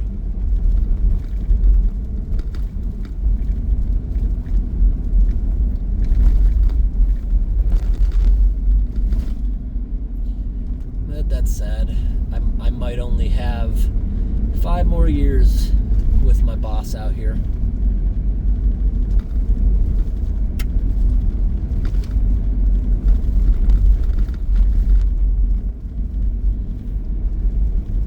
I've never actually been to Texas before. It's somewhere I would love to travel to. Ooh, look at that bunny rabbit. He got so scared he jumped straight up in the air. I don't know if you saw that or not. My window's starting to fog up. We gotta move the air to the front. Put the heat on a little bit.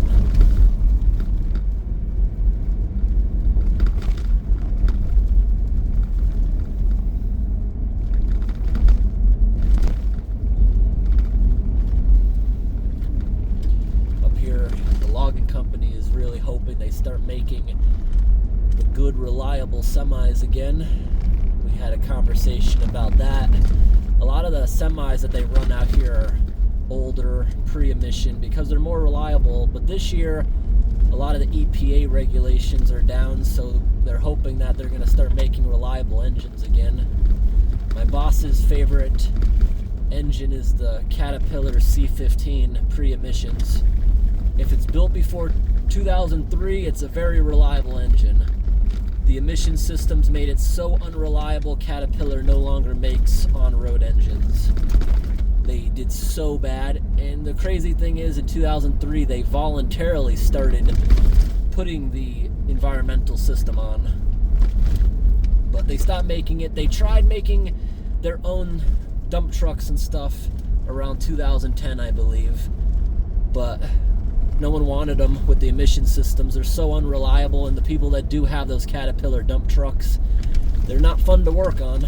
So hopefully they start making those awesome engines again, like the C15 and the C7 was a very reliable engine for the smaller trucks out here. Very reliable. They could just go forever, millions of miles, as long as you rebuild them properly.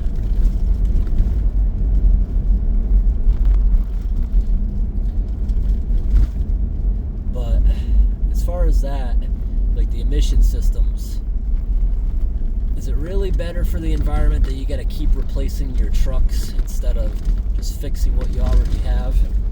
And me personally, the smell of the older diesels smells, like a truck. It smells like oil burning. That doesn't bother me. The DEF trucks, their exhaust literally bothers me. It doesn't smell like oil anymore, the exhaust. It smells like chemicals burning from the DEF. But I don't like it. I even used to point that out when I was in school. The new school buses smell like chemicals. At least the other smell didn't bother me. The DEF fluid smell gives me headache. But then the military, and I'm not talking about like for war machines. I'm not talking about trucks they use for fighting wars. I'm talking about a lot of vehicles that the government owns. They're exempt from emissions. Regular pickup trucks that are driving around doing government work. They're allowed to buy them from the car manufacturers, factory deleted and stuff. And those machines aren't going to war or anything. They're just factory deleted. But now it appears that many companies will be able to start making them again. One law that I really wish that they would get rid of is, because this is truly actually bad for the environment. So the reason manufacturers these days don't really sell small pickup trucks, I'm talking about look at a Tacoma these days compared to a Tacoma 20 years ago. A Tacoma these days is as big as a full-size truck 20 years ago. And a full-size truck these days is so big, and that's the government's fault. Because the government says, if you want to have this big, powerful engine, your vehicle has to be a certain size. You see, a lot of people want to have a big, reliable V8 engine in a smaller truck for hauling. But you got to buy this huge, extravagant truck to have a V8 under the law. And it's not going to be efficient. I think I'm explaining that correctly. Also, manufacturers have to sell a certain amount of tiny cars to be able to sell a certain amount of big cars. That's not the problem that I'm talking about. I'm talking about trucks are getting bigger because the government is requiring them to get bigger. You're allowed to pollute more with your engine if your vehicle is bigger. Like, now, I found out the truck I'm driving now, you can't buy it in V6 anymore. You can only buy it in turbo 4-cylinder, which is not reliable. I don't buy any engine that hasn't been out for at least 10 years and being proven to be reliable. I don't think I'm going to drive tonight the second loop all the way. I'm going to drive in from the end of the loop because I know exactly where I'm going. I just want to check one pipe that beavers have been notorious for clogging. Alright, let's take the heat off the windshield, put it back towards me, and just have cold air blowing in from outside. I'm not using the air conditioning, but I got the airflow as cold as I can.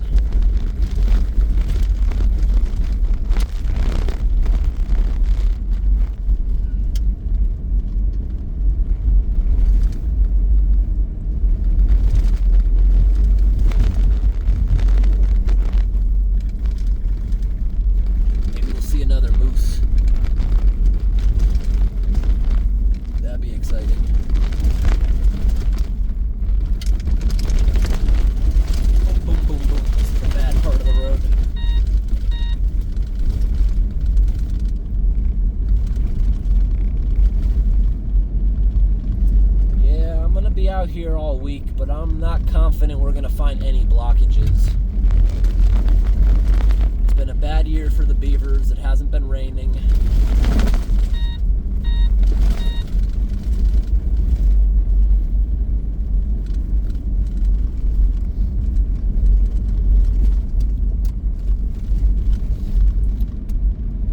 Bringing dash cameras up again today. I definitely got it on dash camera, but I was also recording like I am right now.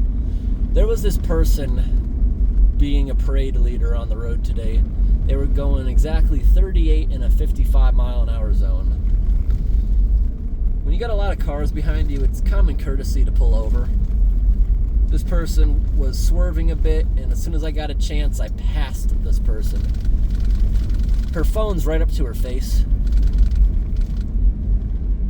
There's got to be some way to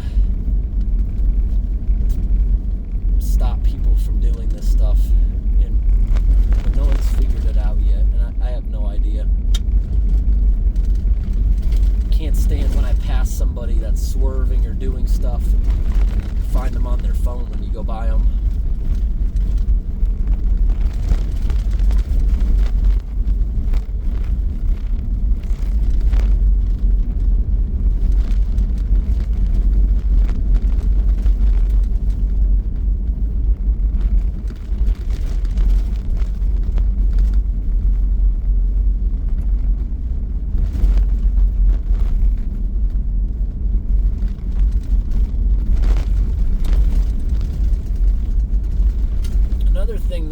Saved me as far as the camera goes. I noticed some of the gravel in my driveway was kind of rutted up. Someone had spun their wheel in my loose gravel. Now, that's pretty common. Could have been a delivery driver, it could have been anybody. But I decided to look at my surveillance footage of my driveway from the doorbell, and this guy backed up, and some guy came down my road, which is clearly marked no trespassing, private driveway. He pulled down there, turning around in my driveway, hit a vehicle, and just left. But you, sir, are going to regret that deeply. You barely caused any damage, just the slightest little dent to an old car. You could have just knocked on the door and apologized, and I wouldn't have cared. But you have just committed a hit and run, and you were trespassing. So I call up one of the cops I know in town. He comes out, and on the footage, yep, you can clearly see the other vehicle move. Yep, he hit it. And he rutted up the driveway, and he could have apologized, but instead had to have him charged with trespassing and leaving the scene of an accident.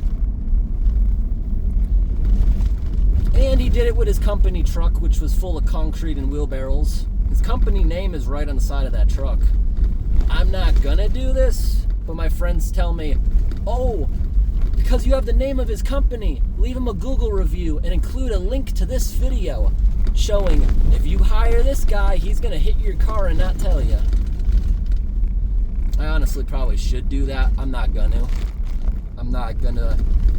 be petty like that.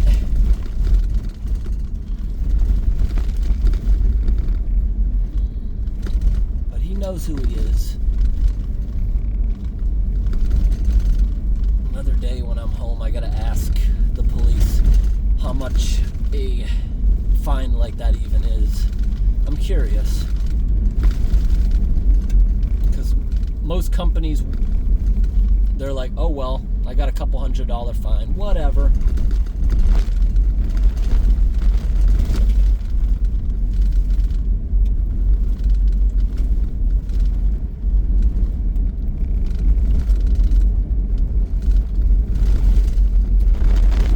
I was taught if I make a mistake, you need to tell that person.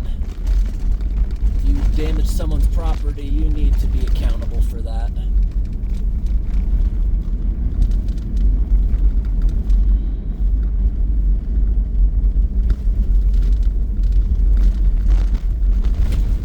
I grew up with a father who disciplined me properly. I didn't like it, but it made me a much better person. I remember one time, I must have been 3 or 4, at like a carnival. I was being a brat. I threw my wrappers on the ground and refused to pick them up. So my dad brings me over to a cop and says, can you ask him to pick this up? And lots of lessons like that.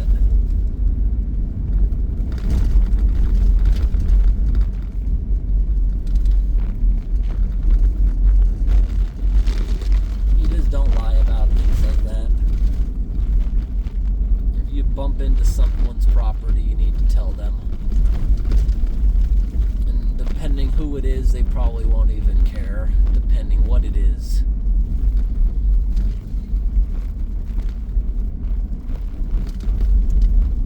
Just like the guy who hit my truck with the backhoe, trying to tell me, oh, it's not a big deal, you don't need to tell the boss.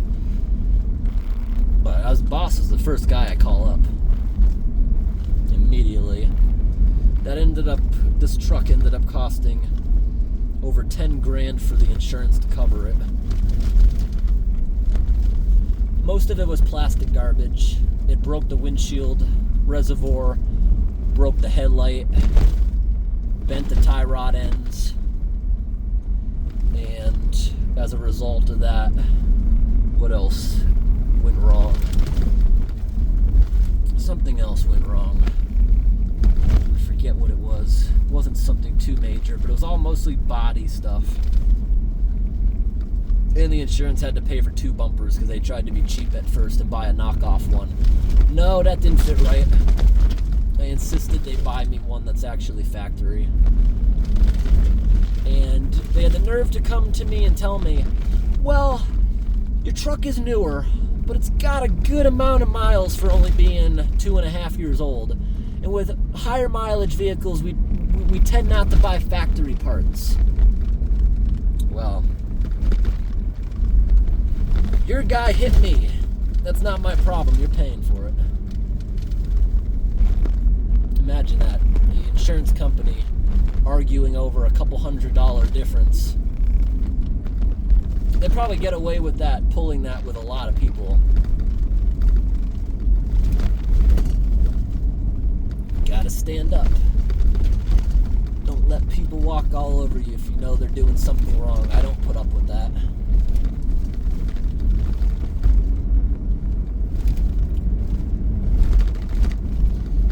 Okay. That may be the road I was supposed to take if there's a clearing to the left. Yep. That's the road I gotta take. Let's fog it up in here again. Okay, we're turning around. Wow, these trees are growing nice. This is a monoculture. This was planted by the logging company. Looked like a Christmas tree farm a couple years ago. They're doing good. That was replanted. Beautiful spot. Okay. This I do believe to be the road. Yup, this is the road that I intended on taking. We've been recording almost 2 hours. Hey, we're actually getting pretty low on the battery.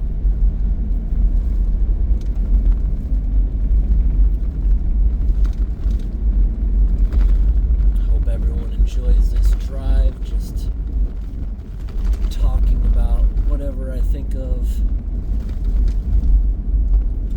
Yeah, this was another loop that I could have taken out of here. This had numerous issues earlier in the year. Lots of beavers clogging bridges. And I think they're still actively logging this road. We're gonna know in just a couple minutes.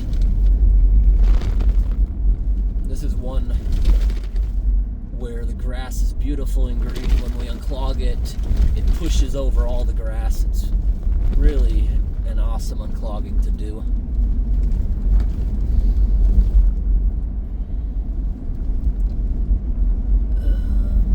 Nope, not it. Look at all the fog coming in. It's starting to get foggy out here. Well, we've been driving 2 hours and the gas gauge hasn't budged. Doing good.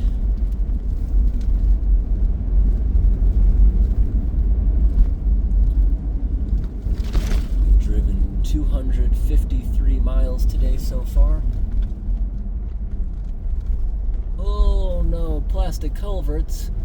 Why are you still ordering those pieces of junk? Metal's just about the same price.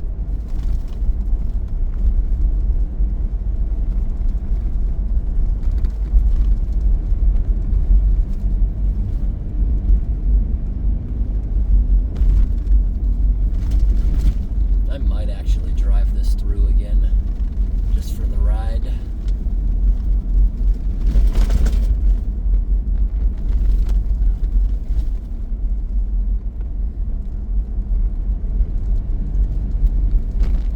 The forest looks beautiful when it's covered in dew. That's what you're seeing now. That's why it's all reflecting light so good.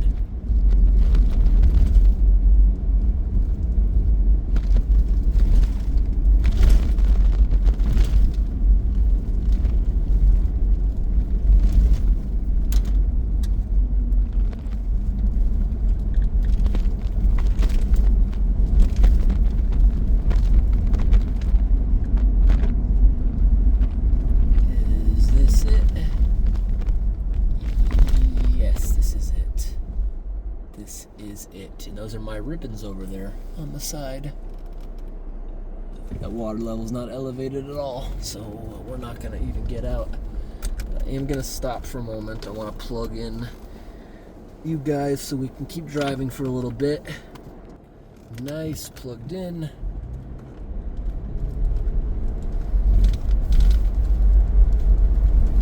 It's right now 46 degrees in this location. But I'm going to pop the air conditioning on for a few minutes. It's getting sweaty in here.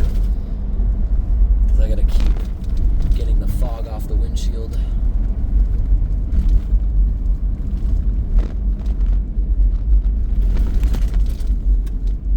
I do want to see if there's more beaver problems down here at the bridges. We're not going to try tackling the back-breaking for really no purpose. Let the excavator do it. I gotta take care of my back. Those bridges, you're usually working with your back crouched. There's no room in there. You're pulling, which isn't good for you either, pulling all those sticks out one by one. Thinking back, how many millions of sticks have I removed over the years? Because we've done thousands of unclogging videos that I filmed alone.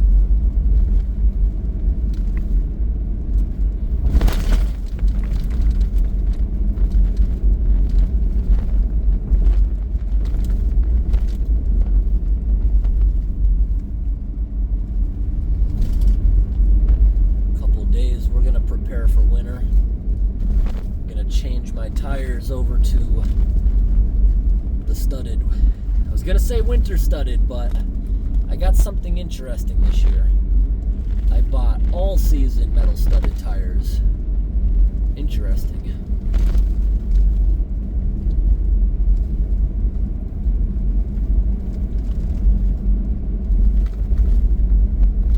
What do we got here?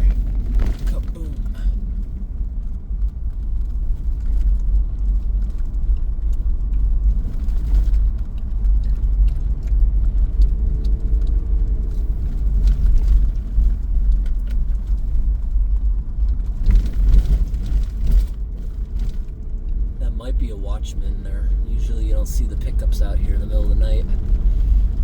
I think they're logging right in here. I don't want them to think I'm suspicious, the watch guy.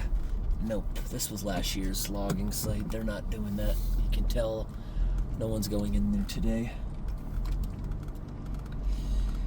But yeah, since what happened in September, a lot of them are sleeping next to their equipment now.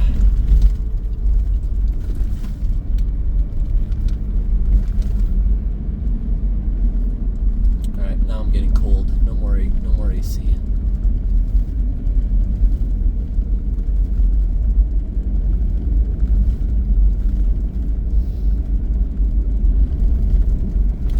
Maybe we'll get to see another moose out here. It's possible.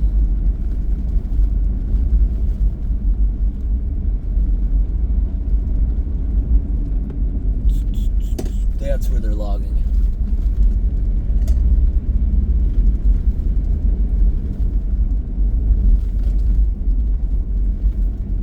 They're probably using this road as a loop. One-way trucks. Because I don't see big trucks easily passing each other here. I'm very curious on the conditions of the road up here. Another beautiful yellow tree. I definitely want to get some footage this week if we go through tamaracks. Okay, what do we got here? A lot of logs.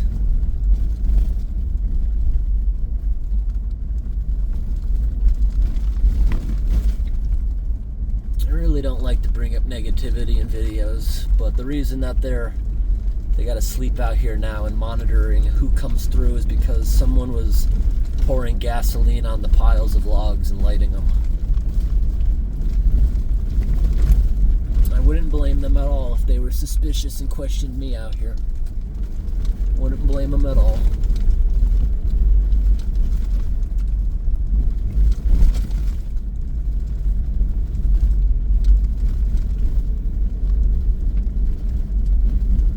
Some more.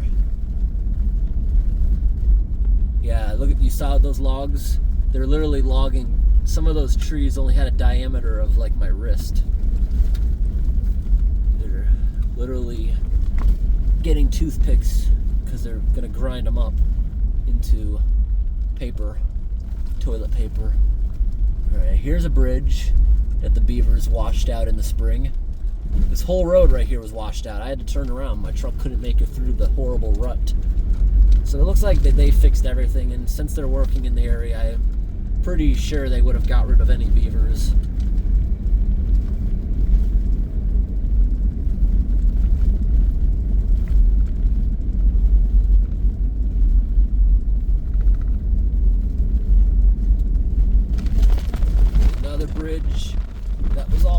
clogged up in the spring.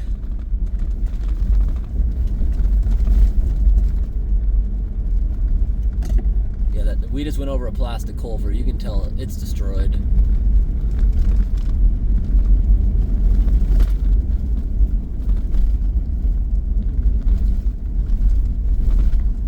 One more moose would make this a really good night. One more moose. That was a young one we saw earlier.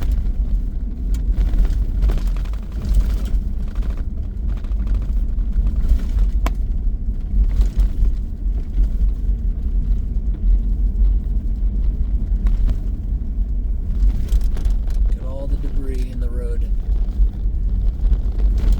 We have been doing a lot.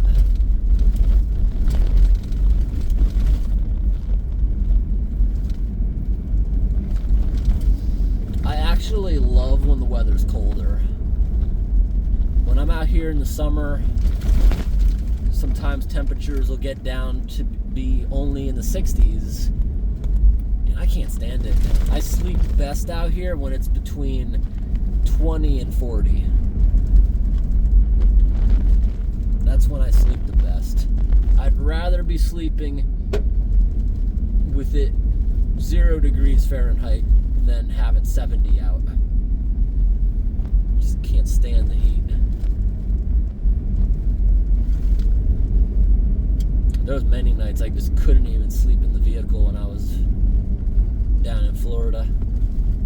Or I'd have to run the air conditioning for 20 minutes and then hopefully I could fall asleep before it got hot again.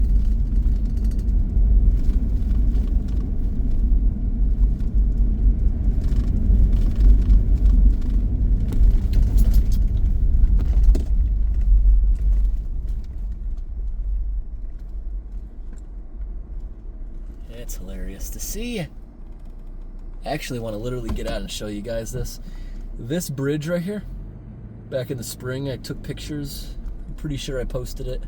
I was like, why? They replaced the bridge deck with plywood and the first truck punched through it. Let's get the big light out. Let's go take a look. Gotta go back the way we came, so I guess it's good we didn't do the loop earlier because I wouldn't have been able to go through it. Let's get out for a minute. Okay. This was open a couple months ago. Oh, there it is. It's still there, actually, the plywood.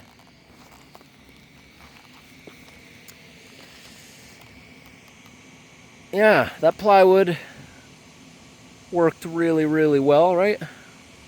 Now, interesting though, just getting a few still pictures. To be honest with you, I don't even know why they blocked this off. Why did they even block it off? This is not dangerous despite how it looks. Let me explain.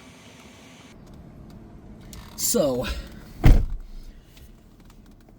all the damage there is the bridge's deck, which is thin boards. Under the thin boards are really strong timbers comparable to railroad ties, and they're very close together. There is no tire that would fall through that. Absolutely not. And underneath those really thick timbers are usually even thicker timbers or probably I-beams, steel. You're never gonna fall through a logging bridge unless it erodes. You're never gonna fall through their decks though. They're super strong, and I didn't see any nails or anything sticking up. I'm not even sure why they blocked it off. The effort that they used to bring those rocks there, they could have brought out some new boards and replaced that bridge deck in a couple of hours, because that's all it takes. But I got a feeling they just don't want the public down this road anymore. So, that being said, the way it's blocked off, I think when they're done logging, they're probably going to gate this road. And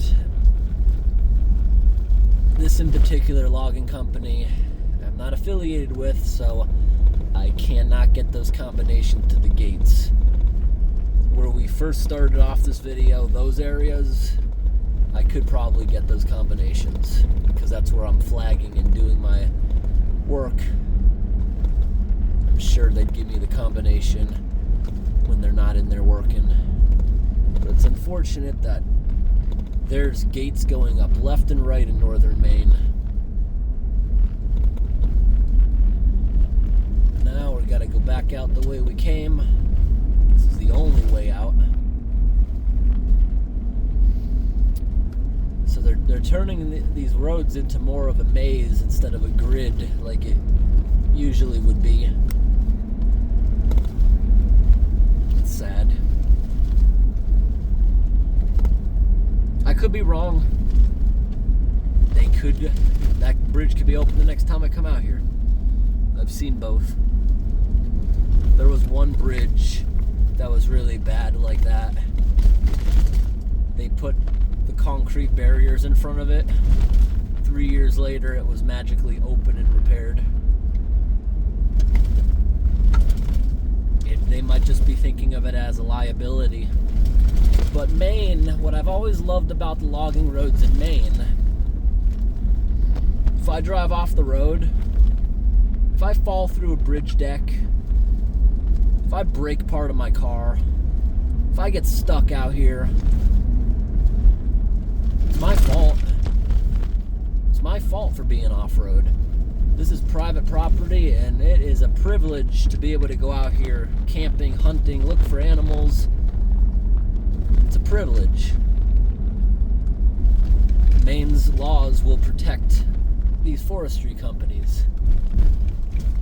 But then you got places like all three of the West states. When I went over there to look at logging roads, every single one is gated and blocked off. Because in those states, the way their laws work, if you damage your car, it's the landowner's fault for not maintaining the road. I don't know how people can live like that and support even passing those laws where you can sue someone for getting hurt while on their property. It's not their fault. And most of the people complaining about their cars, you should not be out here in a car. That's the problem.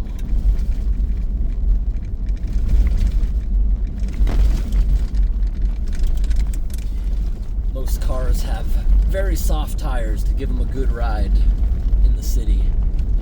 You bring a soft tire out here, a sharp rock, or a nail, he's gonna go right through it. I run very hard tires the past couple of years. I have not got a single flat tire since I started getting better tires.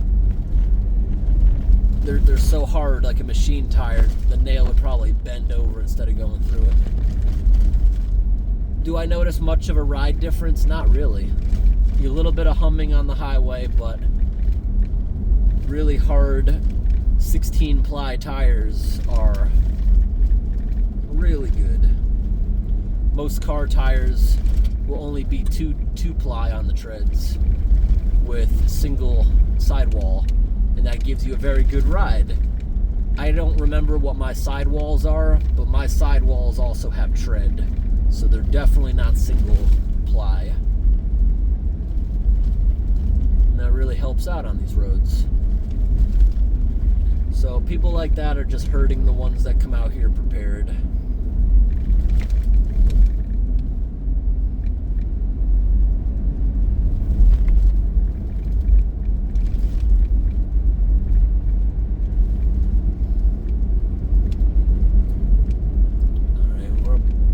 Back out in like 10 minutes back to the main artery. I'm gonna probably drive another hour or so myself, but I'm gonna end the video here, everyone. I think we're about to pass that truck. I think that's what's up here.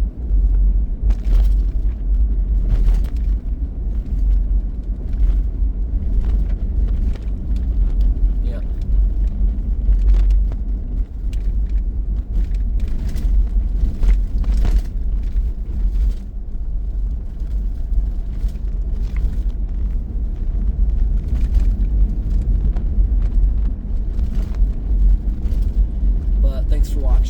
everyone, and have a great day. I'm sure I'll make a couple more wildlife videos, just driving around looking for animals in the later part of the week.